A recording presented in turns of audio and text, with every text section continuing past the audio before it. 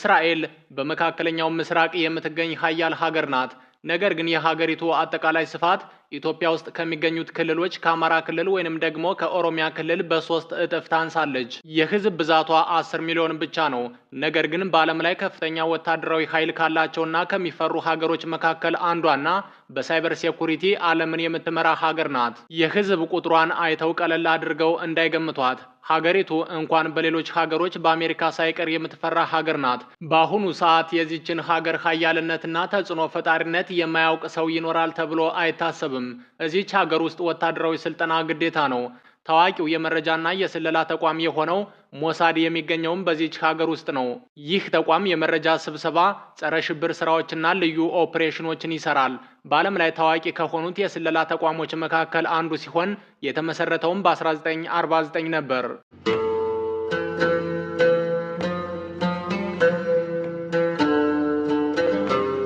እስራኤል በተለይ ደግሞ ከኦርቶዶክስ ተዋሕዶ እምነት ጋር የተለየ ግንኙነት ያላት ታሪካዊ ሀገር ናት።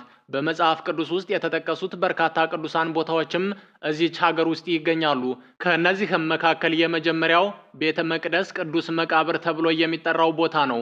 ይህ ቦታ ጌታችንና መድኃኒታችን ኢየሱስ ክርስቶስ የተሰቀለበት፣ የተቀበረበትና ሞትን ድል አድርጎ የተነሳበት ቦታ ነው።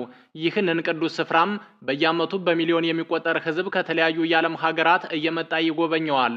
ሁለተኛው ደግሞ ደብረ ሰላም ይባላል። ይህ ደግሞ በቤተ መቅደስ ቅዱስ መቃብር ጣሪያ ላይ የሚገኝ ሲሆን ከብዙ ዘመናት ጀምሮ ከኢትዮጵያ ኦርቶዶክስ ተዋሕዶ ጋር ታሪካዊ ግንኙነት አለው።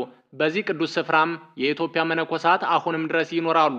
ዕለታዊ ጸሎትና ስርዓተ አምልኮም የሚከናወንበት ቦታ ነው።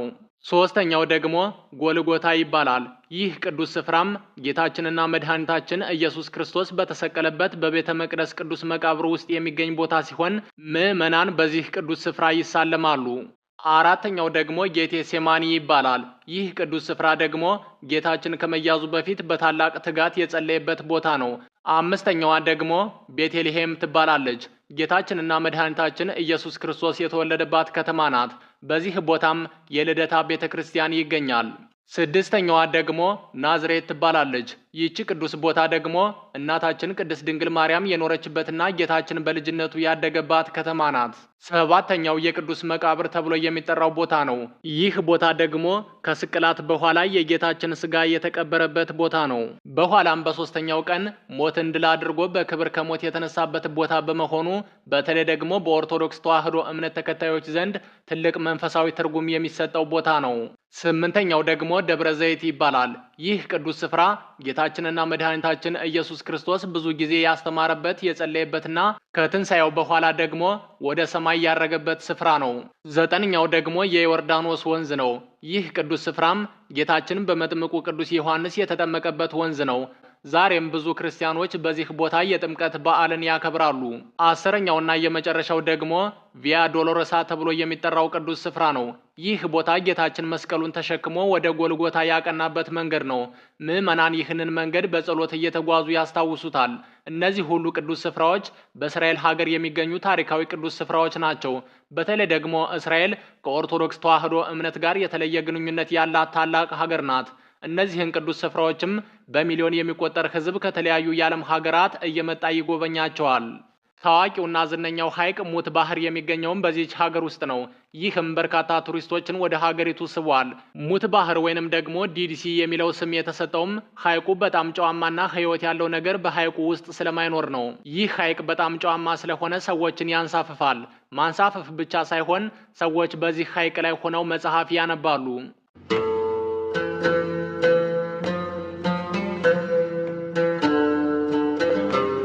እስራኤል በመካከለኛው ምስራቅ የምትገኝ ከፍተኛ ኢኮኖሚና ወታደራዊ ኃይል ያላት የዓለማችን ታላቅ ሀገር ናት።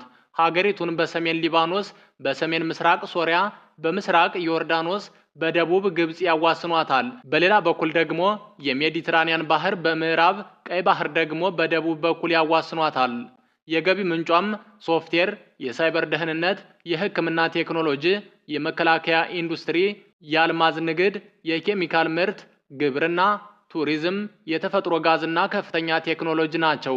ይህች ታላቅ ሀገር ከተለያዩ የዓለም ሀገራት የመጡ ዜጎች በሶፍትዌር፣ በአርቲፊሻል ኢንቴሊጀንስ፣ በሕክምና፣ በግንባታ፣ በግብርና፣ በሆቴልና ቱሪዝም ስራዎች ላይ በመቅጠር ለበርካታ ሰዎችም የስራ እድል ፈጥራለች። የሀገሪቱ ዋና ከተማ ኢየሩሳሌም ስትሆን ይህቺ ከተማም የሀገሪቱ የጠቅላይ ሚኒስትር ጽህፈት ቤት መገኛ እንዲሁም የፕሬዝዳንቱ ጽህፈት ቤት መገኛ ናት።